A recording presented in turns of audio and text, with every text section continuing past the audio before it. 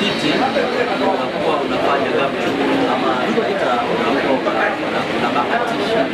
Wachimbaji wengi wadogo wanakuwa wanachimba kwa kubahatisha, lakini sisi tuna baadhi ya mitambo ambayo ni rafiki kwa wachimbaji wadogo.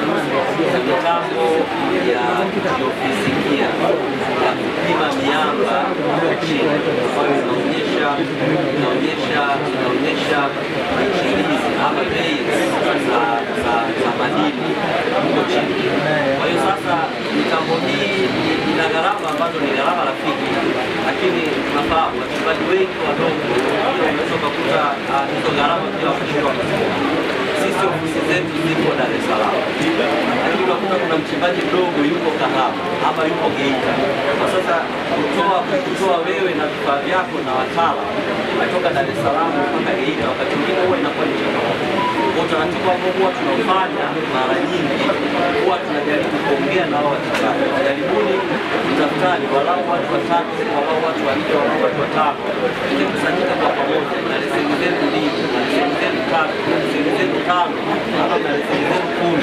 Sisi tunakuja kwa pamoja, tutawasaidieni kuwafanyia utafiti wa awali, utafiti walau utakaowasaidia kuonyesha kwamba bwana, mwamba huu umepita hapa, mwamba huu umepita hapa.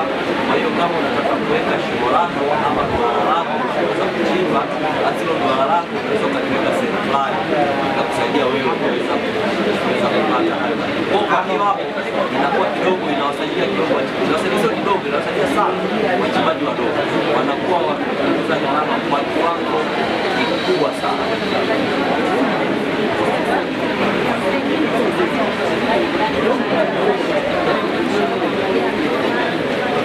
Wachimbaji ambao wamekuwa wakichimba kwa kubahatisha, kwa kubashiri, ushauri wetu ni kwamba jaribu kuona sisi walizoezi wasaidie wao kufanya ule utafiti ka awali, kwa sababu tunafahamu kwamba tukisema tuende utafiti mkubwa kama wachimbaji wa kati au wachimbaji wakubwa ni gharama sana. Hiyo tutakuwa tunaongelea ili very expensive kwenye utafiti, lakini kwenye hizi hatua za awali ambazo zitakuonyesha miamba iko wapi na nini, ambayo itakusaidia wewe, utakuwa walau ya kuona kwamba madini yako.